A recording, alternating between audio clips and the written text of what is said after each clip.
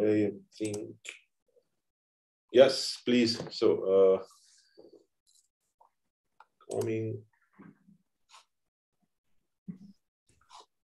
Okay. Yeah, please. Okay. Yes, please.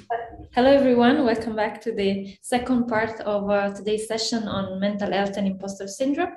So we start immediately with another invited talk by Sanne Venstra.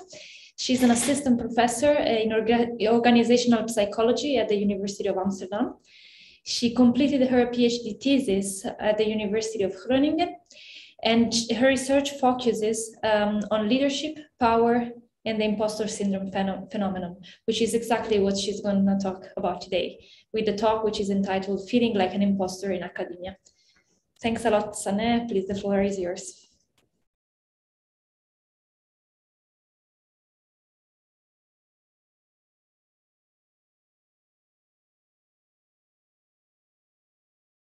You are muted, Sanne. We can't hear you. That works better. So thank you for the great introduction. And indeed, I will be talking about research that I'm conducting on the imposter phenomenon. And of course, I've been here all afternoon, and I also heard the other interesting talks. And I think a lot of the things I will address in this talk also kind of touches on and relates to what has already been said. So I hope in that way it can also a bit connect the things that we have been talking about this afternoon. As Anna said, I'm an assistant professor at the TU Amsterdam. And there in my PhD, I studied mostly how power affects leaders' behaviors. And now I'm also very much interested in if people come to these positions of status and power, how does that impact their feelings? How does that impact how they are? So this is kind of how I got to this imposter phenomenon. But before diving deeper into this topic, let me firstly clearly explain what I mean with the imposter phenomenon. Because probably many of you have already heard maybe of the term. But the imposter phenomenon refers to the experience where you have the feeling, first of all, so there are 4 attributes that are central to the experience of the imposter phenomenon. And the first is that you think that others overestimate you. So you're kind of worried. It's the experience of insecurity where you feel that others think too highly of you. So in this way, it's very different from low self-esteem. Low self-esteem, you feel like you're not doing well, and you also think that other people think you're not doing well. Well, with regards to the imposter phenomenon, it really is, you think you're not doing that great, but you are worried that others do think you're great. So you're worried that others overestimate you. So it's not just the picture you have of yourself, but it's also the picture that you think others have of you. The second aspect of it refers to the fact that you attribute your successes, like maybe getting your PhD, for instance, getting a grant, getting an article published.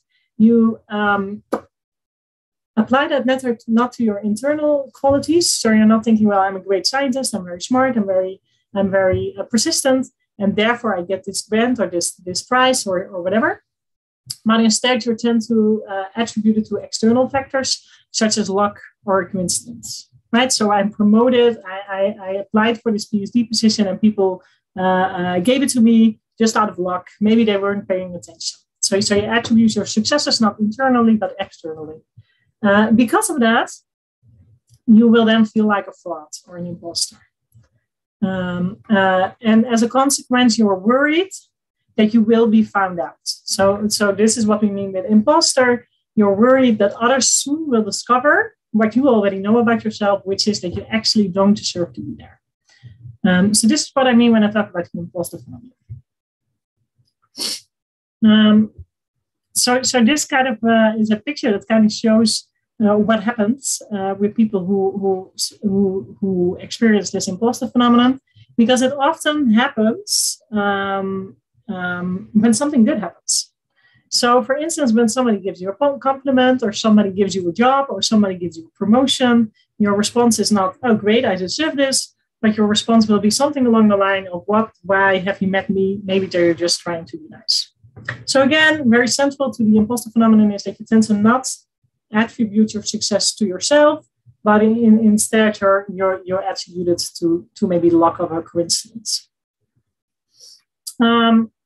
It's very important that we talk about the imposter phenomenon, because we know from a lot of research that it has many negative consequences. And again, this is also what we talked about already today in the talks about mental health. And we know that imposter feelings are very much detrimental for people's mental health. So for instance, what we know as an organizational psychologist, what we look at in mental health in the workplace, of course, an important outcome is burnout. And indeed, we see that people who tend to feel like imposters are more likely to experience burnout. They're also more likely to be depressed. And again, looking at workplaces, we see that people who feel like imposters tend to like their job less. So they're less happy at work, less motivated. And because of this also has detrimental effects for diversity in the workplace. So I guess this is also kind of a topic that we already touched upon today. Also, when we heard this great talk about mothers in academia, and I guess this is also true for your field in astronomy. It's very important. We talk a lot about diversity and how we want a diverse workplace, and also in academia that we very, very much value diversity. And actually, also this imposter phenomenon, this experience is also could be seen as a reason or a hiccup towards increasing diversity in the workplace. Why is this? This is because people who belong to minority groups, such as women in academia, but also other ethnic minorities, for instance, tend to feel like an imposter more often than people who belong to the majority. In addition to that, we know that the imposter phenomenon is not great for your career. So often when I give these talks or give workshops, people often say, okay, but are there also benefits? Maybe I work harder, maybe I'm more motivated, maybe I will go the extra mile, right? So this is kind of somewhat maybe the hope of people. But actually research suggests that it's not that beneficial for your career.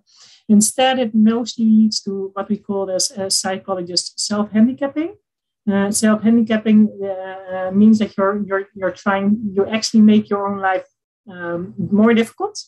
But also another consequence of imposter feelings is, for instance, that people tend to be less likely to plan their careers. So if you tend to feel like an imposter, you're less likely to think about what you want out of your career and how you can best achieve it. So in a sense, it's kind of looking the other way, trying to not be too focused on it, which in the end is not very beneficial for your career. And because minorities are affected by the imposter phenomenon to a larger extent, in general, this means that it's also disruptive for diversity in the workplace and in academia specifically. So many negative consequences of the imposter phenomenon. Thinking about these negative consequences for well-being, but also more broadly, and I think it's very important to have this conversation today and in general about the imposter phenomenon. And I think this discussion is going on, and we hear a lot about it. Because the topic of, as I started off with, I think most of you have heard of the imposter phenomenon, but maybe you're more familiar with the term imposter syndrome. Because actually over the last 10 to 15 years, we have seen a big rise in attention, a big explosion of attention. But now people don't call it the imposter phenomenon, but mostly refer to the imposter syndrome. So this is true both for academic research. We have seen this big explosion on the topic, but definitely also with regards to popular media. So here are some examples. We see many videos, TED Talks about the imposter syndrome. What is the imposter syndrome? How can you combat it? Many books have been written about the syndrome, the imposter syndrome, becoming an authentic leader. So this is specifically focused on leaders who might feel like imposters.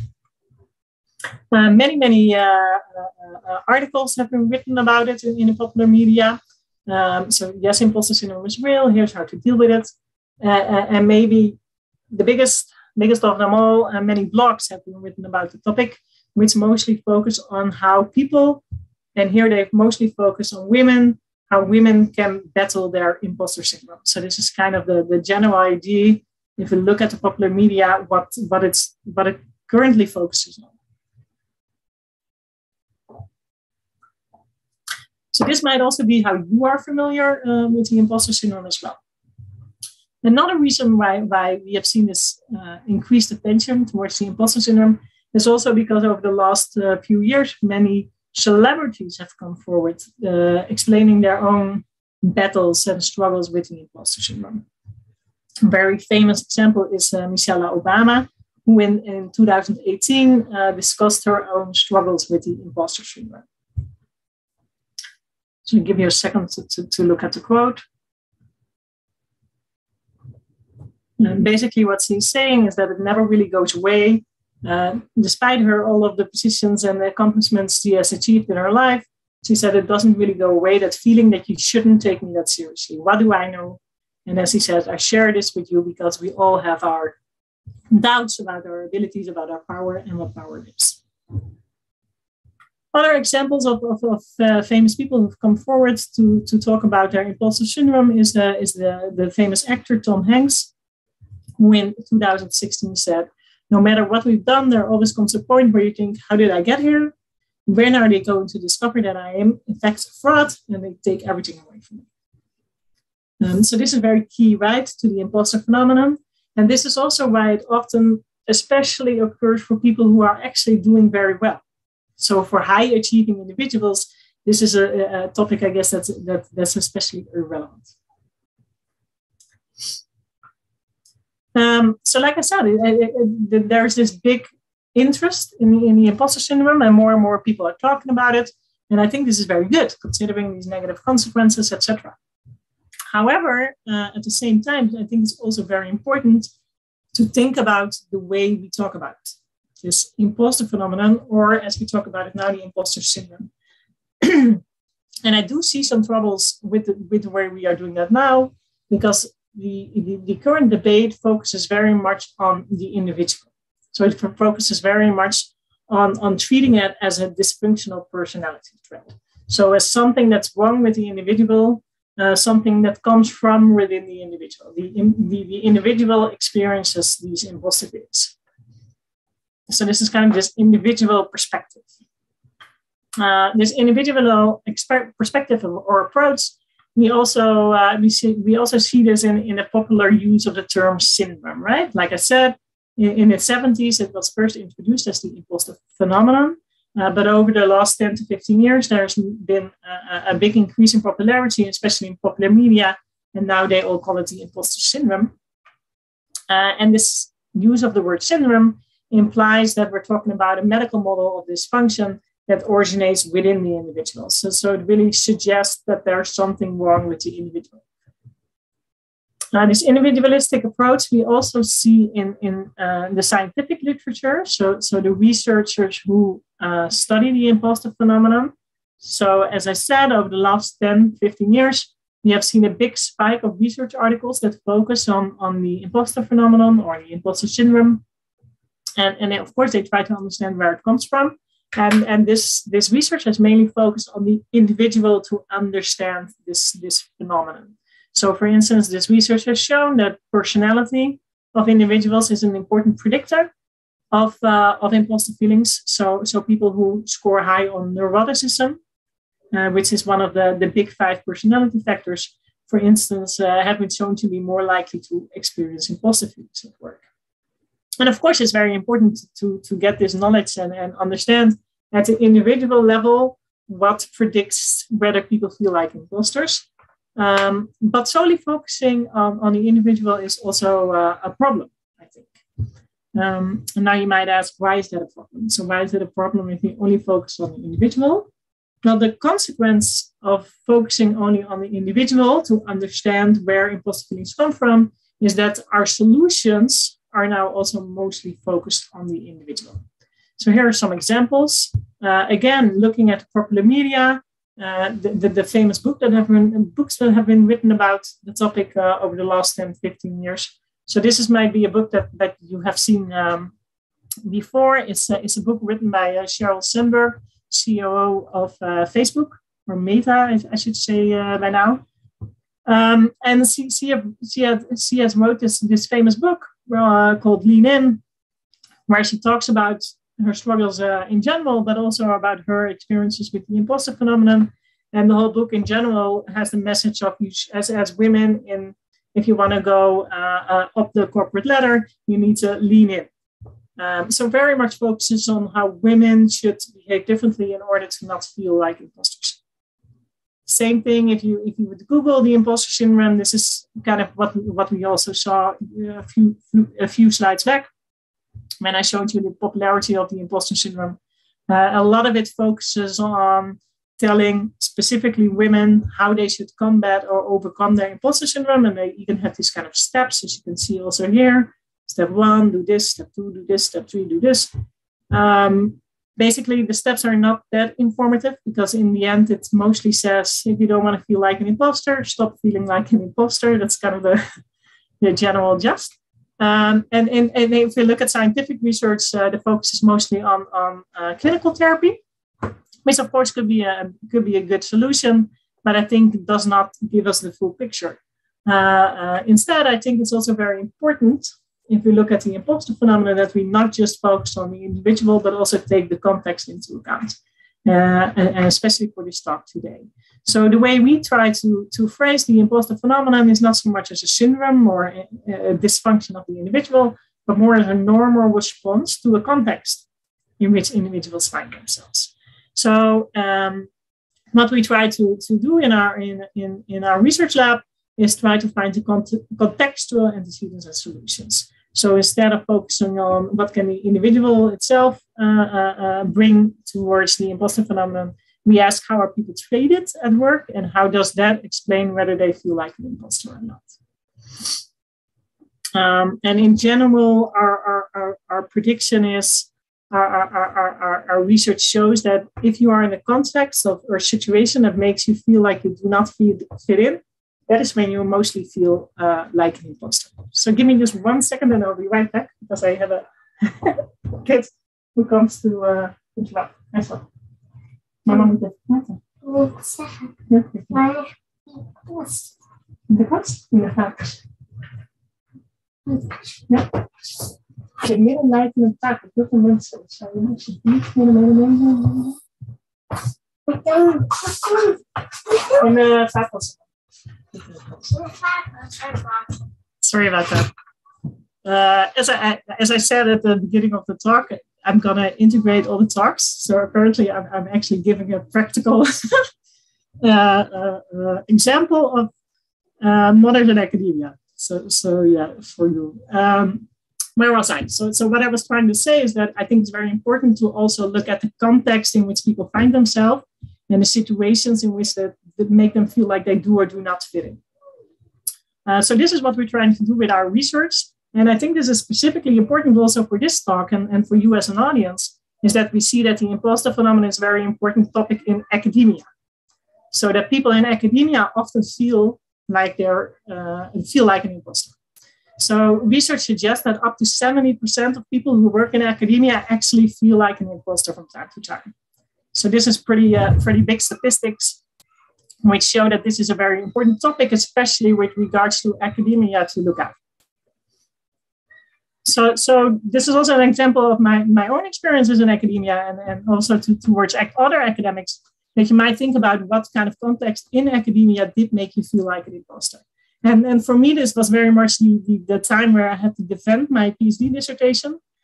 So I don't know how many of you already got their PhDs or are in the future doing that. But in the Netherlands, getting your PhD and a PhD defense is a pretty big thing, where you get panel members, experts in the field, coming over, asking you all these questions about all the research you have been doing kind of on your own for the past, 4, 5, 6 years. And then they clearly, of course, read all your complete dissertation and ask you all kinds of questions in public, right? In front of all of your colleagues, in front of all of your families. But for me, this was very much an experience where up front you're like, okay, so I've done all this research and there is this dissertation, but what if they tend to find out right now that actually I'm not as good as they thought they were. So for me, this was very much a context that triggered this experience of the imposter phenomenon. So this contextual approach that we take in our research and in academia, specifically, it's important to think about what kind of context variables are then important in shaping people's imposter feelings. And again, I think in previous talks, we already talked about some of these topics. And the first one is that the gender stereotypes. So unfortunately, we still have pervasive stereotypes of what we think good men and good women are. And in general, we tend to think that women are more dependent, submissive, passive, friendly, while we think that men are more aggressive, dominant, analytical, etc. So these are just general stereotypes. But what is very important is that these stereotypes of what we think good men are and what we think good women are maps perfectly on what we think good leaders are. So also with regards to leaders, we think that a good leader is also dominant, aggressive, independent, while we think a bad leader is more submissive and passive. So these gender stereotypes are very mapped perfectly on these leadership stereotypes. Now what we see that it makes a lot of sense then, if as a woman you get yourself into a leadership position, it makes a lot of sense that in such a context, you're more likely to feel like an imposter, because throughout your life, you have lived in a society that has signaled to you, maybe even on an unconscious level, that a good leader is somebody who is male and aggressive and dominant, etc. Similarly, related to these stereotypes, we have also what we call token status. And again, I think the previous talk also talked about this topic. And this is the feeling whether there's somebody there who represents you, right? Are there any role models? Are there people around you at a similar level, or maybe more important, at higher levels that are similar to you, with which you can identify, who you can see as a role model? So the degree to which you feel like you fit in, the degree to which you feel like an imposter, of course, very much depends on your environment and the degree to which you see yourself reflected there. So if you are, for instance, the only women, a female employee in a PhD program or at a certain level of academia, it makes a lot of sense that you're more likely to feel like an imposter in such contexts.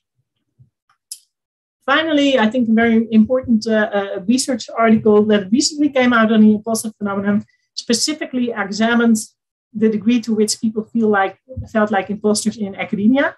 And this research article particularly focused on the different fields in academia. And they actually showed that some fields, and people in some fields are more likely to feel like imposters than in other fields.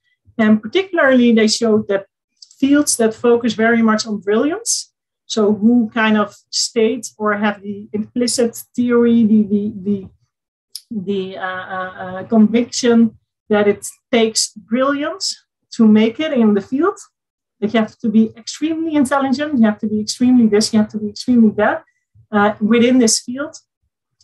In such fields, people were more likely to feel like imposters. And again, especially people who belong to minorities were more likely to feel like imposters in such contexts.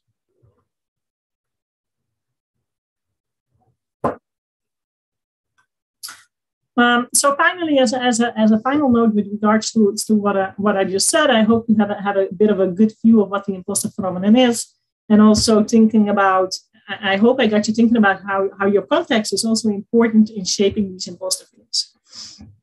Then as a final note with regards to this topic, I always think it's important to also notice the gender effect, because as I said, of course, women feel like imposters, and a lot of the talk is about how women feel like imposters in academia in general. I think it's very important to understand that both men and women feel like imposters from time to time. So it's not just a women issue. In this sense, again, looking at this contextual approach that I try to explain today, it's very much a situation, a context that makes you feel like you do not fit in. And of course, for men and women, this could be different contexts. Right? So for a man, it might be a completely different context in which they feel like they do not fit in than it is for women. For instance, due to the gender stereotypes that we have. But I do think it's important to really realize and to make clear that is not necessarily a female or gendered issue in the sense that only women feel like imposters, both men and women feel like imposters. And it's very much about the context in which they find themselves that determines the degree to which they feel like imposters. So the key takeaways for my talk are then the first one is that I think it's important to understand if you relate to these feelings of imposterism. So if you have recognized these feelings of imposterism, I hope it helps to realize that you're not alone. On the contrary, even, the imposter phenomenon is a very common experience, and especially in academia. And second of all, the key takeaway I hope you get from my talk is the imposter phenomenon is not simply a problem with the individual, but instead could also be seen as a normal response to a problematic context. So these are the two key takeaways, and as a step further after my talk, and I've been talking now for a very long time, and in the next hour, we of course also hope to hear from you. So I don't want to give you clear-cut solutions in that sense. Instead, I hope this kind of leads to an ending where you think, okay, so now we know this, right? We know what the imposter phenomenon is. We know that it has negative consequences. We know that it's common. And we also kind of see how context also relates to how people feel like imposters. So what can we do?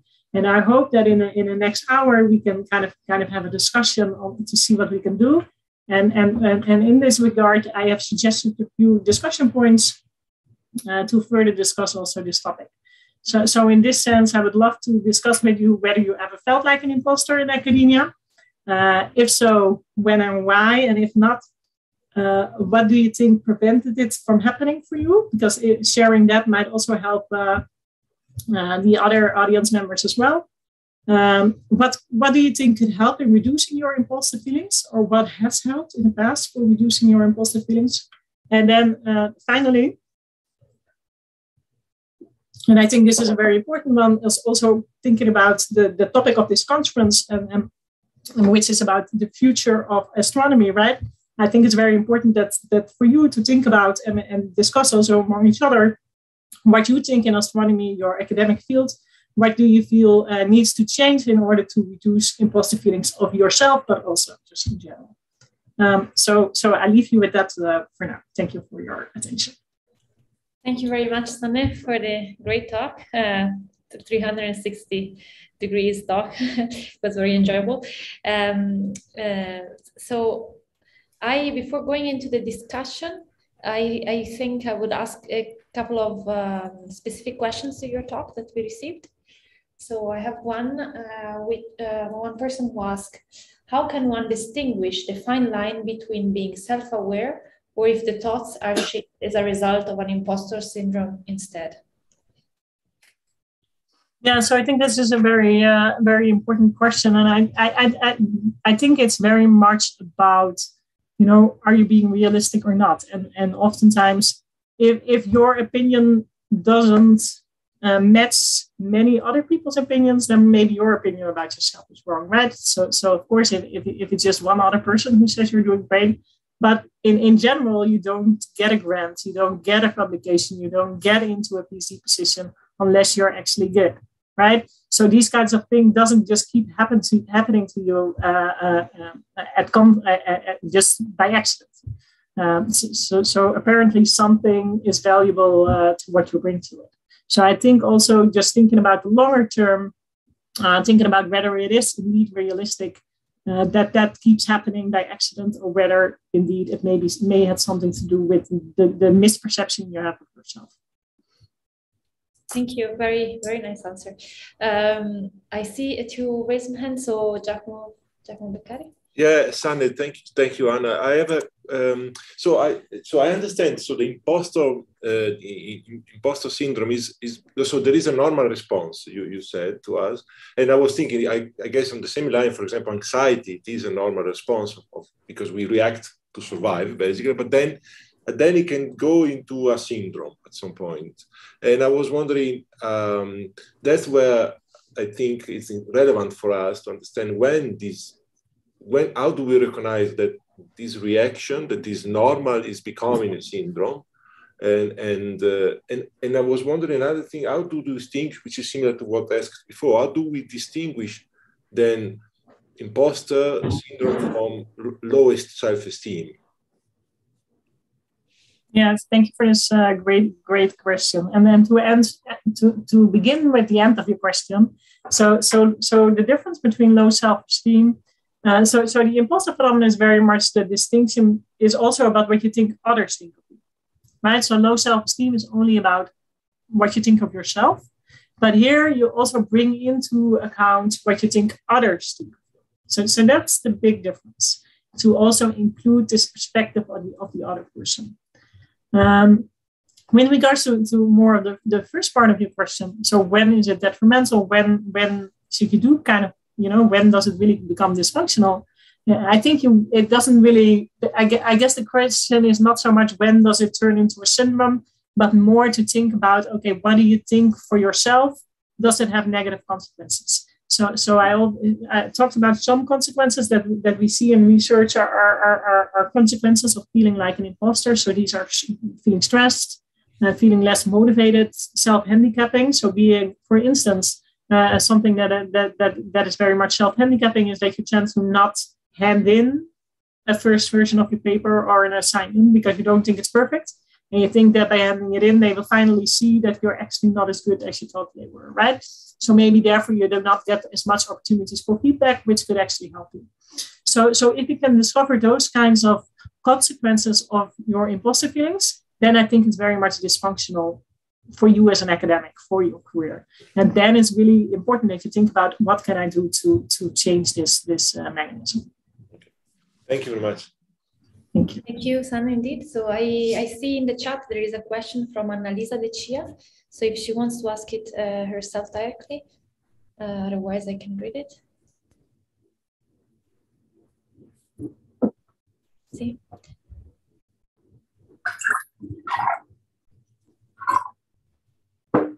Shall I read it, Giacomo?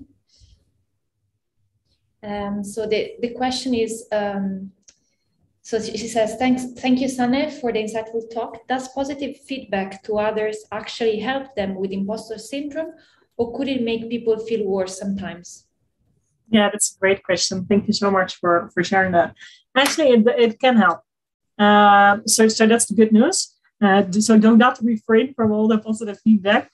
You can definitely give feedback, and then it can help. But indeed, it's very important that the overall context is then also in line with this positive feedback. So if in general, on all kinds of level, you feel like you do not really fit in, and you think others don't think you're great, and then you get this positive feedback, then you might be a bit worried, therefore you think too highly of me and maybe I will be found out. So it's very important also, in addition to giving this feedback, this positive feedback, is that also the general atmosphere is an atmosphere of where people feel like they fit in. So then it does work. Yeah. Okay, thanks a lot. I guess the last question before we go into the discussion is by Eva, if she wants to ask that question. Okay. Yeah, right. Just very quickly, I was wondering, so you expressed like the impact of the environment and actually showed that the syndrome is massive in academia. Do you have any data or knowledge regarding other highly competitive environments, for example, corporate or actors even? What makes it so high in academia? What are the specificities, and are there differences regarding the environment? Yeah, I think that's a great question, Eva. And actually, we don't have data on other fields. So the only thing I'm familiar with, I mean, just in general, we have data on how much it happens, and we have data in academia. But I'm not really sure on other specific high target professions. That would be very interesting to see. But if you ask me, why do you think it's so high in academia? I think it's very much this focus on competition, this focus on brilliance, as the research suggests also, that makes it that people, especially who do not who belong to a marginalized group, so who have been told their whole life you don't really fit this profile. If you then come into a context which is very competitive and where brilliance is very much valued, that is the context that the mix that is likely to make you feel like an imposter. Yeah. Thank you. Maybe a very, very quick last question by Sandra Savaglio on the chat. She says, it is shocking that the imposter phenomenon is so spread and common, so 70%. How about the opposite called Dunningkruger effect? Is that also common? Yeah, so the opposite is that right. So it's not that you think you're overestimated, but it's like you're underestimated. So you think more highly of you and you think that others should as well. I'm not so familiar with the statistics on how much that happens. But of course, if you would talk about narcissism, et cetera, that's also so something, of course, that is experienced also in higher achieving individuals, right? So that is an interesting paradox, I guess, that on the one hand, we see this imposter phenomenon, especially with high achieving individuals. And I guess this phenomenon and this narcissism is also something that we see mostly about high achieving individuals. So it's almost as if there we see more extremes. Yeah. But I'm not really sure specifically about the statistics and how much that happens. Okay, so thanks a lot, Sanet. So Giacomo, if you agree, then we can go into the discussion session. So before starting with the discussion, I would like to remind everyone that you have agreed to abide by the ISO code of conduct that Giacomo talked about at the very beginning. So harassment of participants in any form is not related. All opinion and comments are welcome and shall be expressed in a professional and respectful manner. And if asked to stop inappropriate behavior, participants are expected to comply immediately. And in serious cases, may be asked to leave the event or banned from the Zoom meeting. ISO will not tolerate retaliation against anyone reporting violation of this code of conduct. And I repeat it again. So if you want to ask a question, but you would like to do it anonymously, please use the form the online questionnaire that you can find on the ASTRO2022 webpage. And with that, I think we can start with the discussion. So we have left a few open points over the past couple of hours, and I've written down some of them. But of course, please feel free to step in. I would kind of make some steps back and go back from the beginning. So when we started talking about mental health with Eva and with the other contributed talks, and actually I would like to start with a question myself that is for Eva, but it's actually for everyone. So it's more for triggering the discussion. So I was very impressed by this equivalence that was made between me and the researcher. So I think this is something that affects all of us, so that we tend to think that we coincide with our research. And of course, if this is true, I can see what you were saying, that one can think the solution is to work more, is to work better. But of course, we see also that this is not the solution, because as soon as the work doesn't go well, so it's not anymore a passion, or it's not going as we wished, then we are not happy. So I wanted to ask you, so is then the problem in the fact that we think that the value of ourselves as an individual is in our results? So that if our results are not good, so if we are not effective enough, we don't feel happy. And if it's so, shouldn't we be helped to understand where our value as individual is, and how can we help ourselves to get in this mood of knowing that we don't coincide with our research? I'm just putting this there as a question to everyone. So please feel free to comment. Yeah, and that is actually an excellent question. And let me answer by an example. So I recently had one of my clients that defended her PhD, and in one of our meetings, I asked her, so she was massively struggling with stress. And she was optimizing everything so she can really be super, super productive. And at some point, I was also blocked with that, reducing stress is one of the things. And I asked her, what is the, like, what else are you doing? And I brought there those other factors that we also mentioned, which are actually, you should almost see it as the balloons that are there to lift us up. So those are those other spheres of our life that are also considered 5 indicators of well-being, which is, okay, our professional life, which is this balloon that is really big, but also our personal life, us with hobbies, and also us physically, how we feel, and then having the purpose in life in general.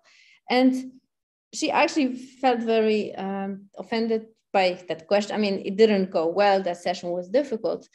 And later on, like after her, but she realized that actually there is not much that is lifting her up. There is not much that she's doing, you know, she cannot, she didn't acknowledge that she had a great partner, for example, or that she gave up running. And then actually she realized, and someone else asked her, how did you manage to do all this research in such a short time? And how come you didn't get crazy with that? And she said, well, then I actually had to think of that session that we had together. And yeah, it's really that, you know, it's really defining ourselves also through other areas of our life, and kind of protecting that space. So yeah, if you do sports, don't stop close to your PhD, just continue it, you know? So this way you have some sort of structure that force you to keep this healthy balance. And also what can help, I think it's simply, this is a strategy from cognitive psychology, and I also cognitive and behavioral psychology. And I saw someone here in the chat mentioning about diarying, and right, I think it's a very, very good strategy. And one of the things that you could potentially do every day is to think, okay, what did I do different than my research? And try to feed that part of your identity as well. Does that answer your question? Yes, it's definitely goes in that direction, yes. I don't see other hands, but I received a question that is for Eva, but actually, in fact, to all speakers and to anyone having a grounded opinion. A recent working paper has hypothesized that some anonymous astrophysicists have used social networks also as a way to express themselves more freely and to give self-portraits that be more complex than their one as mere academics, for example, by discussing cultural and social interests besides science. This might be a coping strategy for achieving better psychological wellness. Do you think it's common? Yes, well, what is the sharing, you mean? What is common? Using this strategy of sharing, of using social networks, yes, for coping. Yeah, I think that it is actually using, okay, I think that it is very valuable and it is common. And I think that it developed also with COVID, when we actually needed to feel this connection. And I think that there are two very important parts in that initiative. The first one is peer-to-peer support, where actually the researchers feel that they belong to the group and they can share. So there is no authority. They feel that they are equally qualified to share their experience. And with those experience, we get actually to this notion of feedback, when you think, okay, well, he did that, those are the cultural, so there is the peer-to-peer feedback, but there is also a discussion about cultural, social interests, which actually reinforce those interests and shows that there is, in your group of belonging, there is also an interest and a space for that. And I think that it is very valuable, and that should be actually encouraged, this sort of initiatives. I think it's a great initiative, yeah. And I hope it works. I believe it works. I mean, I believe it works. Mm-hmm. Thank you. So I also see Jakob want to comment on that. Yeah, I wanted to comment from the perspective of people not actually posting these things themselves, but the people reading it. And I think that for me, in my sort of position as a relatively junior researcher, there are some people that I sort of follow in this way on social media, and it's for me incredibly powerful to see that these people are not just sort of the brilliant researchers that they appear to be if you're looking from a distance. And it really humanizes people that I look up to in a way that is very, very important to me. That makes me sort of not idealize the career too much and actually realize that there's more to it than just the papers that you see and the talks that you see given.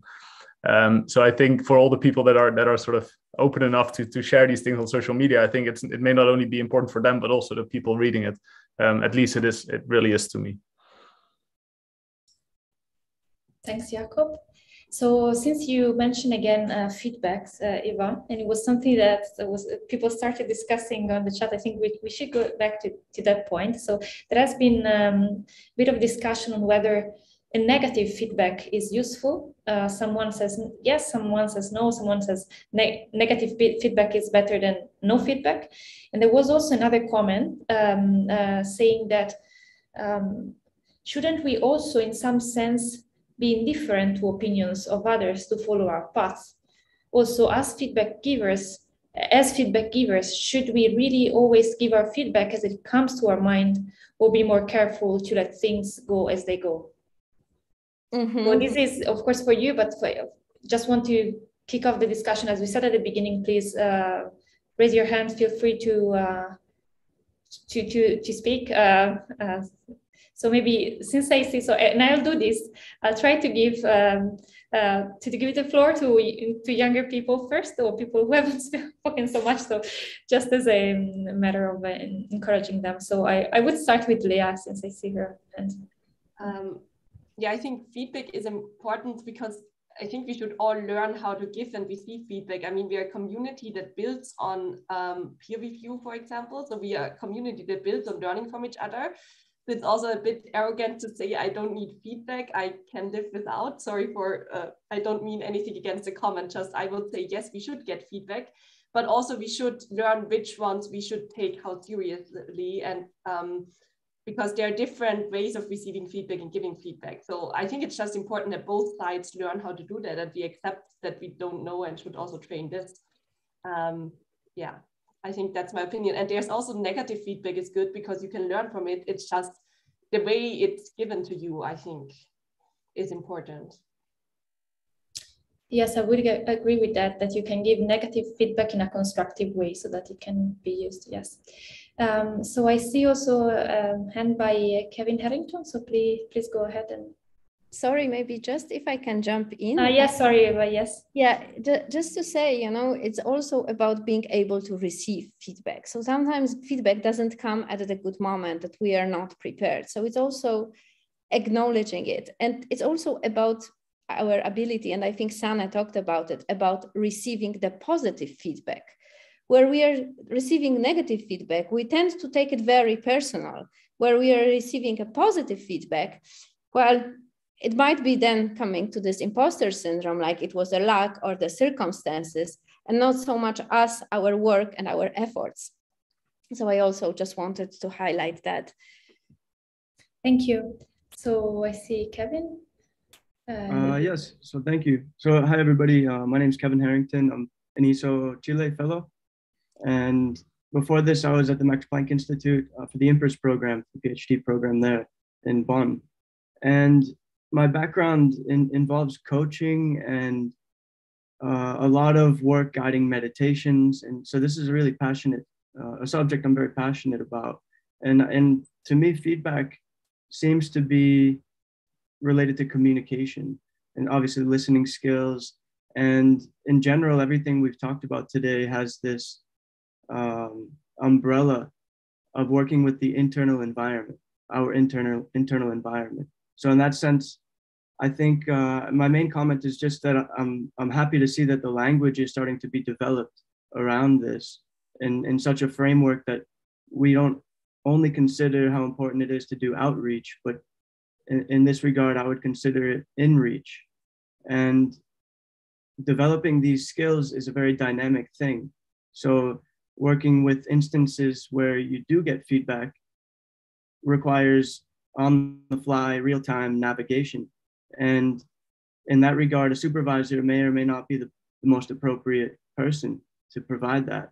So I think that based on some experience doing some coaching workshops for the Impulsive program, and in a coaching setting with the PhD students, spending a day, a couple of days, these sorts of check-ins and self-growth programs need to be at the forefront of funding, of everything, because this in-reach developing the internal environment is only going to benefit the researcher in their productivity and their confidence, of course, as was mentioned before. So the vision that I can see right now, which I'd be curious to hear if anybody would like to comment on, is essentially a world in research and academia where coaches are more readily available in a very friendly way, and they may or may not hold part-time positions doing research if they have that background, for instance. And it'll be sort of like, if you look at sports, there are trainers for collegiate athletes and professional athletes, conditioners, trainers, to make sure that they go through exercises to be as strong as possible and as skillful and develop their techniques. So at this point, we really need that level of engagement with coaches within the academic world. And I think that, there's a lot of potential. Things are really going in that direction. Thank you, Kevin, for your contribution. And indeed, so as you said, this is for everyone who wants to comment. I would go ahead with Markus Witowski, who I think is still willing to discuss on the topic of feedback, probably. I'm not sure.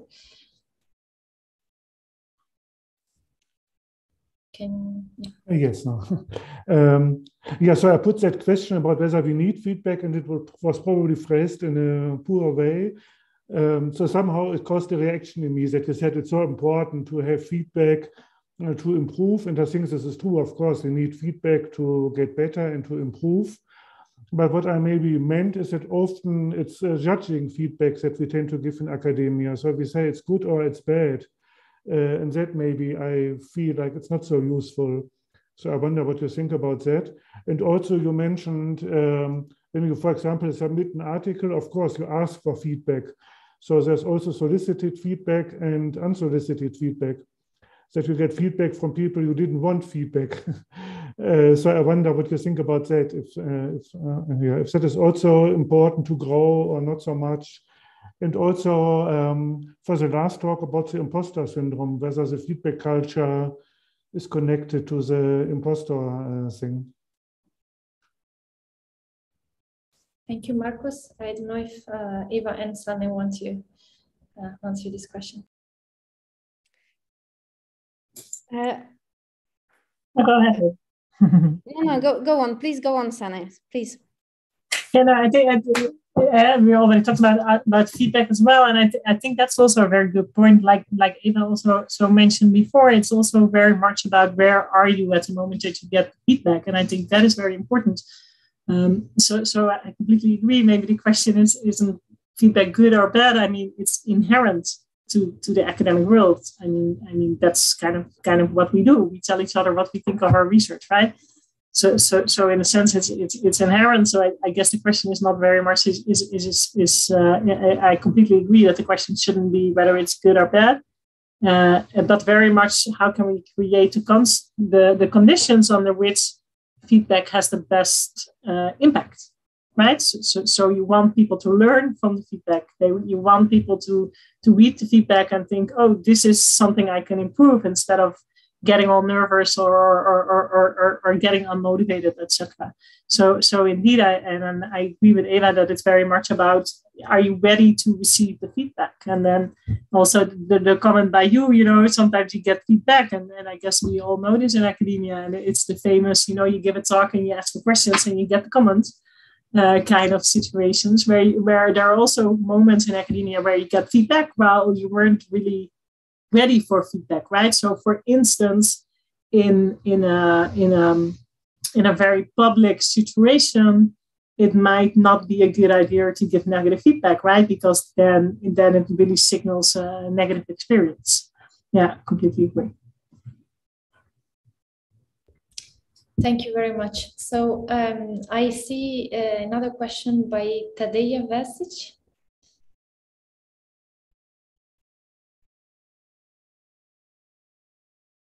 Anna, sorry, can you repeat? Because I need to, sorry, this is my fault. I need to give the, but I didn't understand. Tadeja Vesic. Sorry, yes. Okay. Thank you, sorry about that. Yeah, no worries. Yeah, thank you very much for bringing, I actually have a comment on the topic of feedback. So I was involved in organizing a master seminar within which what we wanted to do something different. So as the organizers, we kind of wanted to create this environment within which the students get feedback on their presentation. So within this master seminar, the students presented their work, and we actually had to force and match students. So for every presentation, 2 students were assigned as feedback givers. So after the presentation, the students would give peer feedback, and we actually gave them initially in the first lesson guidelines, like what kind of language to use language such as, I like the presentation, but for me, it was maybe the text was a bit too much, it was cluttered, or I really enjoyed how you structured the presentation. It was easy for me to follow, in such a way that that we encourage the students to use language that is kind of more and goes in a constructive way. Not to really say that the feedback is either good or bad or negative or positive, but to really encourage what helped and what didn't help with understanding the presentation. So this is what we aimed at. And actually the students after the presentation, after the end of the course, said that was one of the best things about this course. But we actually realized that we have to learn, we have to teach people how to think about feedback and how to give it. So that was really, really, the students found it really useful. And yeah, we have to learn this within the community, how to give constructive feedback. And I think that as soon as you go away from that language, oh, this presentation was good or bad, the science is good or bad, and saying this didn't help in my understanding of your argumentation, this kind of language helps a lot. But I do also have a question, if I may, and that is mainly to maybe like to all of you. If you have any experience, if mentoring programs for PhDs and postdocs, what kind of impact these mentoring programs have on the mental health, imposter syndrome, because these kind of mental health issues are sometimes difficult to pick up, and we have to learn how to recognize them. It's not as easy as noticing that your toe is broken. So it's a skill we have to learn. So I'm wondering if you have any experience, for example, in the mentoring programs, and how that could be beneficial. Thank you, Tadeja. Of course, this question is open. Sorry, I would just like to jump in. So there was also a question or a comment about coaching in academia, right? So right now, I created PhD Success, and this is an online platform dedicated specifically to helping PhD candidates overcome their mental challenges. And just to say from my practice, I think that, yes, those mentoring programs, they are really working. I see how much, actually, I'm also working with the research institutions, how much simply saying what is mental health and how to detect the signs of the mental health issues, how helpful it can be actually in the prevention. When you know that you have a several number of factors, emotional, physical, and mental, and you're able to determine them early enough, you know that there is something wrong. But first, you need to know that. The same with the productivity, for example. In cognitive psychology, we have strategies, but actually no one teaches us in academia how to be productive. I have discovered myself several things over time, even though I have been studying psychology. So I believe that it is very, very helpful also for the productivity, for example.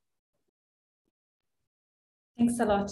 So I would like to switch gear a bit, since we have had different topics covered today, and I'm reading through some of the questions that have arrived. And there is one that is particularly interesting, I think, because we have talked about different type of minorities, if you want, like women astronomers. But there are, of course, other types of minorities that not always are accounted for. So I'm reading from a question that arrived. Becoming a disabled female astrophysicist, I realized that we as a community have made a lot of progress in terms of improving gender balance and making academia a more comfortable environment for everyone, no matter their gender.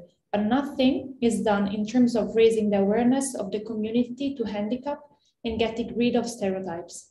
I had the feeling that for most people, I became an alien who can no longer be a competent researcher from the day I became ill and then disabled and invalid. I can no longer work full-time for the remainder of my life. Finally, most collaborations and funding agencies do not properly, if they do at all, take long duration illness and disability into account. So I think this is a very, so first of all, I thank whoever wrote this question to bring this up for the discussion, because it's indeed something that we almost never talk about. And I would really like to hear from the panelists, but also from anyone who's in the in this session, their thoughts on this contribution. So I see Leah would like to comment. Yeah, I think one problem we have in diversity is it's always the minority groups starting to fight for this minority group. So that's why I think gender was the first one that's addressed a lot, because women are in astronomy a minority, but in society not. So it's one of the easiest to tackle since we are more. And this has to change. We have to fight together for all of the minorities that we have and not trust in them, like speaking up. I feel like it's becoming a bit more of attention to the discussions we had in our network, like also disability is in the minority parts, but it's not one of the focus points yet, together with a lot of other things. In Germany, ethnicity is one of the discussion points that's also still very low, migration background. So there are a lot of points that we just have to take into account. But I think by making science in general more inclusive, it would take into account a lot of minorities, because I think they face the same problems partly. Okay, of course, it's disability. There are a lot of things that are still different, but yeah. Thank you, Leah. Yeah, and I completely agree. And I think it's a very good point to raise indeed that if we're talking about diversity, indeed, I agree. It's important to talk about diversity more broadly, you know, in not just with regards to gender diversity, but also with the ethnicity diversity and also with handicap diversity. Yeah, absolutely. And I think it's a very important note to make. And also, I think a lot of the processes are indeed similar. So as I'm not really sure, because I don't see the name of who asked the question and who raised this issue. But of course, processes could be very similar, right? In a sense. So we might learn from, if you say, you know, with regards to gender, the field has already improved a lot with regards to diversity. You know, maybe we could learn from what has worked there. How did they get there? What happened? How did they get it on the agenda, right? So can you learn from what other minorities have done in the past? Yeah. Thanks a lot, Sanne and Leah. Yeah, I totally agree with what was said, and that indeed we should keep it always on the back of our minds that there are different levels of minorities, and it should also be considered. So I'm still reading some of the comments and questions that came in. And one question that was proposed for the discussion went a bit more in the direction of the two talks that we had from Leah and Jakob. So this person asked, in astronomy, junior researchers are expected to hold short terms, 2 to 3 years, postdoc positions, giving us little chance to create a support circle, as we lose all our friends and peers every 2 years. This is also the main reason why I have decided to leave academia after my current position. Would you have any comments on this issue? And this is open to anyone who would like to comment on that. I see Jakob and I see Leah. Yeah, you can go first, Leah. Go ahead. Okay. Yeah, for me, one of the things is I think the time scales are just very challenging, right? The 2 or 3 year contract. And I think with a 3-year contract in astronomy, we're still even relatively well off compared to many other scientific fields where you can have a 1 or 2 year position. And to me, the fact that that's so short, coupled to often international travel and international relocation, is that in my experience is a big driver in that insecurity. So changing that to one longer postdoc position, for example, I think maybe a big difference. I can't really imagine how that contributes to deciding to leave academia, and I think it wouldn't surprise me if a lot of us have had similar experiences and feelings like that. So yeah, so for me, just trying to get longer contracts, and I think I know of some institutes that are now trying to do that with postdoctoral positions of 5 years, which I really applaud. Thank you, Jakob. Yeah. Yeah, thank you. Yeah, I'm not sure who of you got it, but this was a huge topic in Germany in the last year under the hashtag Ich bin Hanna, like the career paths in science, and that you jump from one short contract to another, you move all of the time. And I think it's limiting a lot of the diversity, because everyone that doesn't have the security net, if it comes to financial backgrounds, if it comes to like your family, if it comes to family plans and all of these, I think it's one of the biggest limiting factors. And it makes sense into some way to get international experience, to learn how it is to work in an international context, but we also put it into in a very extreme way, how often we do that. So maybe we should find individual career paths. And I think that's also for women in science, for example, one of the big topics, that you, like if you have one excellent institution and then you do a research stay abroad, why is this not enough? Why do you have to do 3 other postdocs somewhere else? Yeah. Yes, thanks a lot. So I'm switching again to another topic that was very popular, which is again the imposter phenomenon, not syndrome. It was also very interesting to learn this difference. I think that we have a question from Norma. So it's Professor, so Giacomo is Professor Norma G. Sanchez, who wrote her question on the chat, but she can also say it out loud. And then I would like already to ask everyone to think about the questions that Sanne left at the end of her presentation. So what can we do? So I would like to start a discussion on here. So in which situation have you felt an imposter, and how were you able or not to get out of the situation, so that we can get to a discussion altogether? So Norma? Yes. Thank you very much. I found this very interesting, and also, I mean, the previous days, even if I was not able to follow all sessions.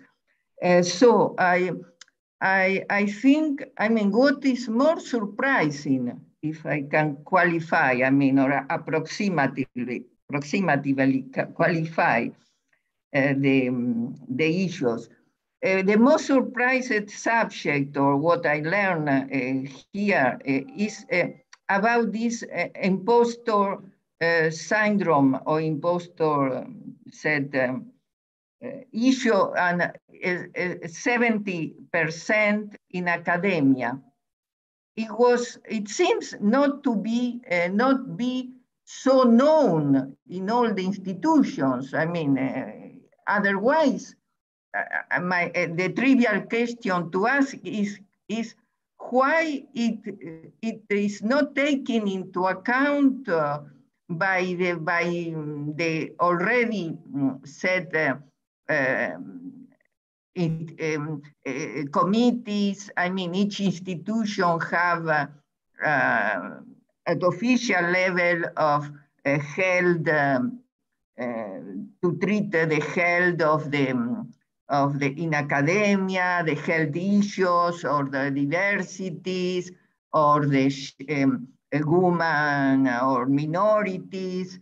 All this has been integrated in academia, and there is committee for health and working conditions and so on, the problems which appear in the different departments. I mean, you know, this is integrated in the institution at the different committees level and so on.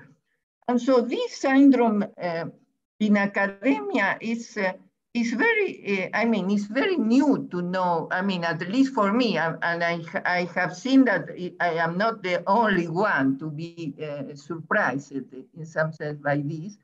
And which is the proposal, or what, for instance, in our disciplines, if I can call disciplines, I mean, or in astronomy, astrophysics, which is the topic, as I mean, in this meeting, and I mean, how long also. How long this 70% is known, and associated with that, excuse me, but I mean, I will finish now to pause. Associated with that, come to me, and why is this taken as a so particular and not other, perhaps also other syndromes or issues associated to academia? I mean, in the talk by San, we heard about people are assumed or feel are in general, I mean, intelligent to do the work, or brilliant, I mean, whatever you. But I assume, I mean, it's no, this is, you know, that every community of professionals have more or less characteristics which are common. If we take an average set, I mean, in medicine or in another, I mean, in another professions.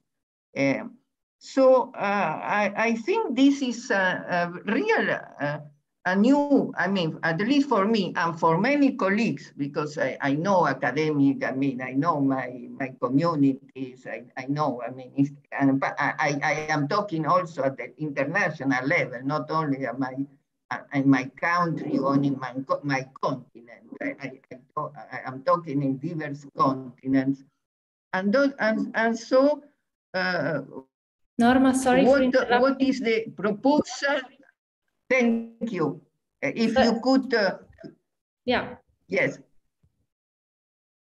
So the question is, I guess, what is the proposal for at an institutional level? Yes, solve this deal issue? with this, and why not other syndromes? Yes. Syndromes in the disciplines are so set the market, or how? I assume there are other syndromes also besides this. Thanks a lot, Norma, for the question. Sorry for interrupting, but since we are streaming on YouTube, we'll have to close at some point. So I'm just being a bit intrusive here. So I guess this question is mostly for Sanne if she wants to contribute. But then again, as I said before, we should also think about what the points that Sanne put in her last slide. Yeah, so thank you for this interesting thoughts. Yeah, and I think, I mean, I can see how it is surprising to many, especially if you're not familiar with the phenomenon yet, to see these figures and to see how prevalent it is in academia, and to kind of reflect on that. So where I think we are right now is that, say, in the last 10, 15 years, we have seen a spike in interest about the imposter phenomenon, and just in general in society. And we have come to talk about it more and understand about it more. And only very recently, we have also seen this more of an understanding about specifically the imposter phenomenon in academia. So this is very recent, right? These research articles that focus on, academic fields that value brilliance, foster imposter feelings among employees. This is very recent work. So these insights, to the degree to which people in academia feel like imposters, and also kind of the processes that explain why people in academia are so likely to feel like imposters, is very new. So I think the next step is then to kind of incorporate what we're learning right now, to also incorporate that indeed with regards to actions and what can we do in academia to change this. And as Anna also said, and also how I ended this talk, we would also be very interested to hear your thoughts on this. So happy to hear what your thoughts are on I mean, especially within the field of astronomy, what you think is important, what needs to change in order for mental health in general to increase, and specifically these imposter feelings to reduce. Thank you, Sanne, very much. So to react to this last point, I'm reading a comment that was sent in the chat. And they say, I found that having a brain dump diary to write down things that have filled my head whenever I have the imposter syndrome feelings helped quite a lot. The goal is to go back to these notes later when I'm feeling better and do assessment as to what to learn more and to change. So I think this could be a good practice. I see that Giacomo also would like to comment. Yeah, it's more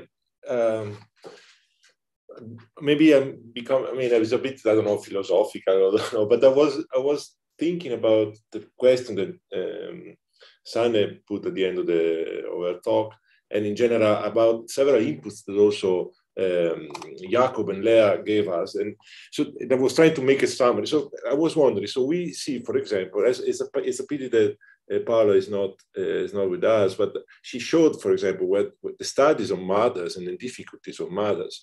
Very often, it seems that from what I understood, that there is always a productivity involved in a sense. So which product did you do? How much did you produce? And this is the way you quantify basically the success of the career. We saw this also yesterday. The perception of career success is so much related to quantity. Okay, I was wondering what if we put at the center again, instead of the production or the product, the people, so the person. So because in that sense, then everything, I mean, it's a bit, as I said, but if you shape everything based on the person, so and not on the product, it becomes easier, I think, because then people can do what they like. They do what the talent is made for. So they don't aim at becoming something that they are not made for. I mean, which is very important, I think. So for me, this is a critical point that answers many of the issues. So this is my perception, but I wanted to know what you think about that.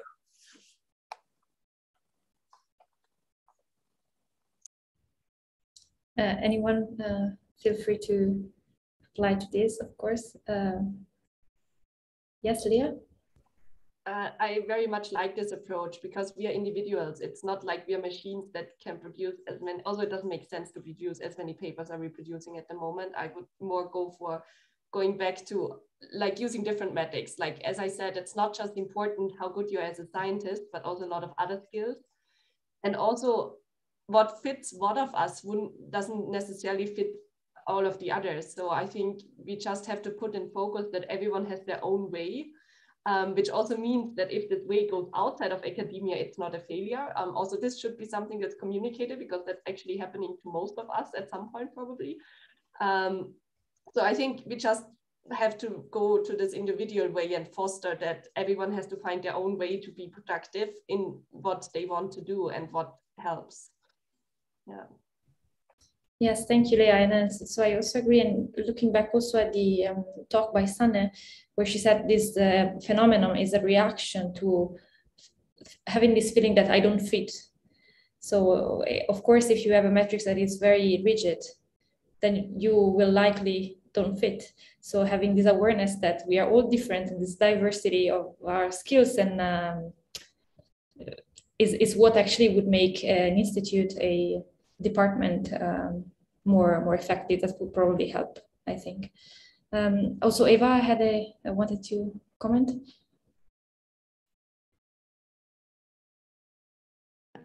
So just, yeah, something maybe that also makes me think is always this imposter syndrome and comparison with the others, with the other peers, this competition.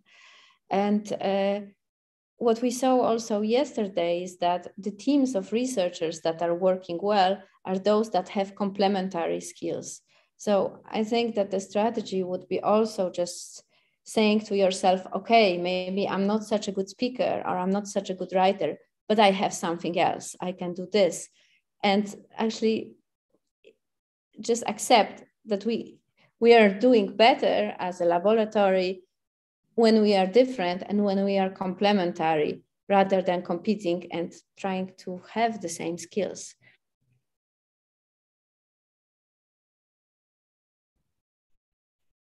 Thank you very much again for the contribution. Okay, so I see now a question that comes from YouTube.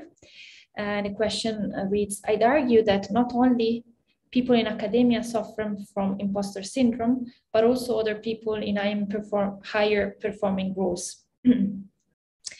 I was an engineer and remember having issues with it without knowing its name. So I don't know if Sanne would like to comment on this. Yeah, no, absolutely. I can understand. I mean, it's definitely not a phenomenon that is specific only to academia, and as also the examples showed, right, from Tom Hanks to Michelle Obama talking about this. Yeah, it's in all kinds of professions where we see people suffering from these experiences. It's in all kinds of ranks that we see people suffering from these experiences. Although I must say that it is especially true for high status jobs and positions, such as academia, which is indeed a high status field. Especially if you're in a high status profession or position, you're likely to feel like an imposter, right? So here it's especially that you might feel like you do not fit in. In lower status jobs or professions, this is less the case. People will less likely feel like they do not fit there. So especially with regards to high status jobs and professions, this is definitely an issue, and I can definitely see how engineering is also so part of that. Yeah.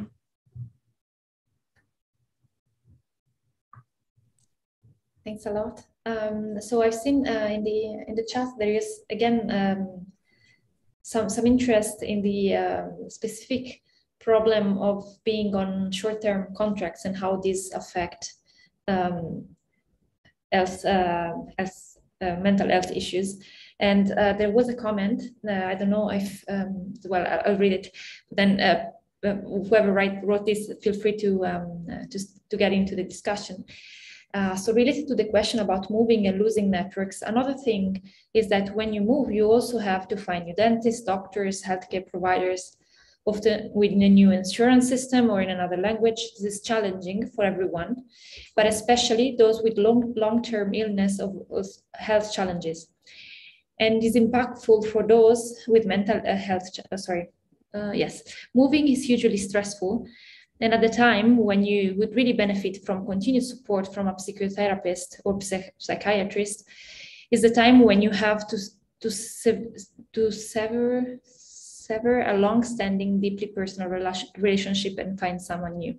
Yeah, so this is I think this is extremely true, right? So a lot of us can relate to that.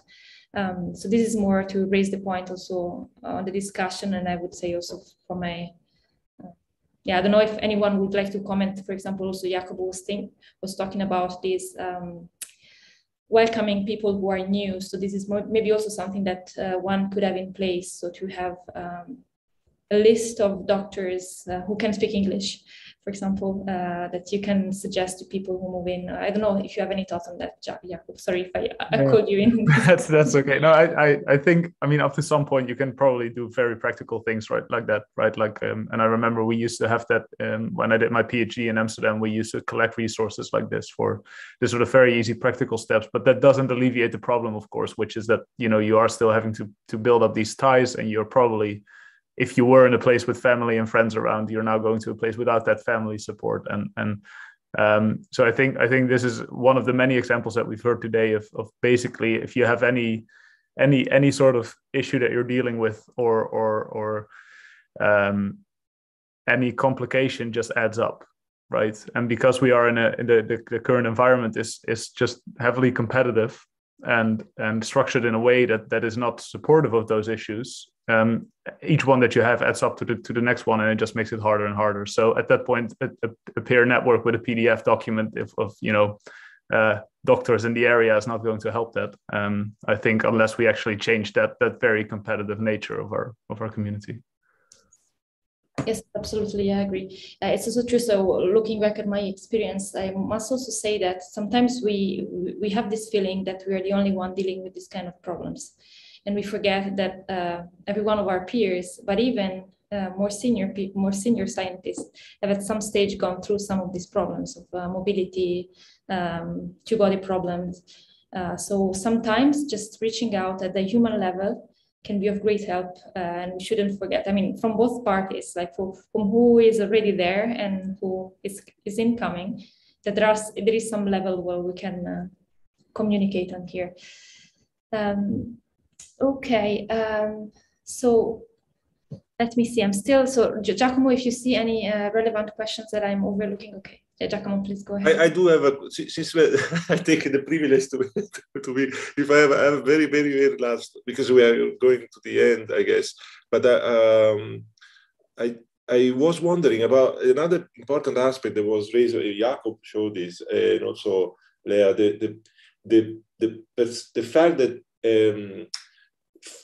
senior and the importance of communication between senior and early career scientists, basically. And Jakob was telling us about this, and Lea was telling about, or someone in the chat, I don't remember now, told us about this experience of having sitting together with the speakers alone without the presence of senior astronomer in order to feel a bit more comfortable. So, and Jakob said correctly, so that it's also good to have the feedback from senior. So this dialogue it's good to have. It's something good to have, and I completely agree with that. But I was wondering, probably it's more for Lea and Jakob, so it's still there, this feeling probably that someone sometimes early career scientists feel less comfortable to talk when there is some senior. I'm talking also about science, not necessarily about private thing, but you're making a scientific comment or feeling that you are entitled to, because your professionality allows you perfectly to give your comment on a specific scientific talk, for example. So how do we improve this?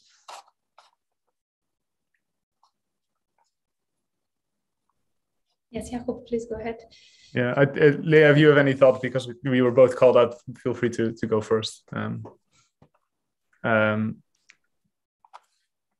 Otherwise, one thing that has come up when I chatted to Floor is that one thing that you can do is just basically force yourself to think of questions, if we're taking it to the very simple point of questions, and asking questions after a seminar, for example, and then writing them down. And then even if you don't get to the point of asking them, very often you'll notice that more senior astronomers will ask that exact same question, and that the question is there not because you are stupid, but because the talk didn't get into that detail.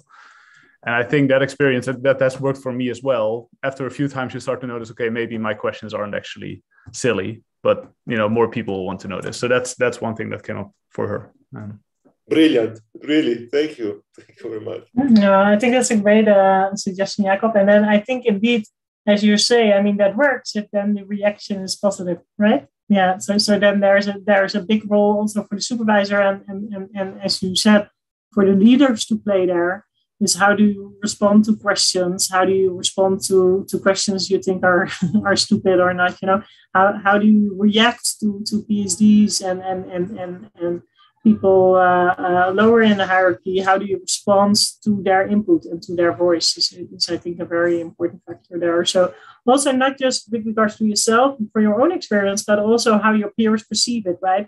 So imagine Jacob asking a question and then somebody higher in power, a professor or somebody outranking Jacob would respond with a bit of a condescending, yes, of course we know this, or whatever, and suggesting that maybe it's a stupid question.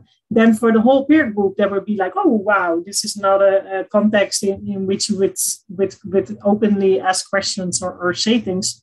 So in that sense, for the whole peer group, it's very important how people higher in rank respond to people speaking up, I think. Yes. Yeah, I think another solution, but it's also, again, coming back to this being individual. Not everyone has to ask a question. Not everyone has the personality to do that. And not everyone has questions that fast. So I also discussed that with a friend. And what we said is also maybe sometimes makes sense to think about questions also after the talk, and then later on, just as the junior researchers in the group discuss about the talk, also being able to ask stupid questions that you didn't understand, then you realize probably the others didn't as well, and you're not as stupid as you thought you were. So maybe it's also just like finding your way, but also what I think is good, what Jakob said, thinking about question, if it's during the talk or after the talk, but you just listen in a different way then as well. Thank you very much, everyone. So I'm just checking the clock and I see that the hour is already passed. It's incredible. So as Giacomo was mentioning, we should have had like an entire day for each topic probably. But it was great having you all here for this discussion. So I would really like to thank the speakers and everyone who participated in the discussions, both here and on YouTube. It was very interesting. And with that, I thank everyone. I don't know if Giacomo want to give any closing announcement. No. Just to thank again all the speakers for being with us. This is a very, very delicate topic and involves a lot of personal perspective or personal feelings. So it's really not easy. But I learned a lot from each of the speakers and from the questions as well. This was very, very, a lot of food for thought, as I keep repeating every day. So I will watch again all the presentation and learn from each of you. Thank you very much. Thank you also, Anna. It's not easy also moderating, so thank you very much. Thank you for Henri. It's in the background. You don't see Henri Boffin, but he's also a protagonist in all of this, of course. So thanks for the help. And with this, I just close and tell you, see you tomorrow. We have the last day, which is again astronomy and society. So we will see another fantastic session. And thank you very much. And see you soon then. Bye. Thank you.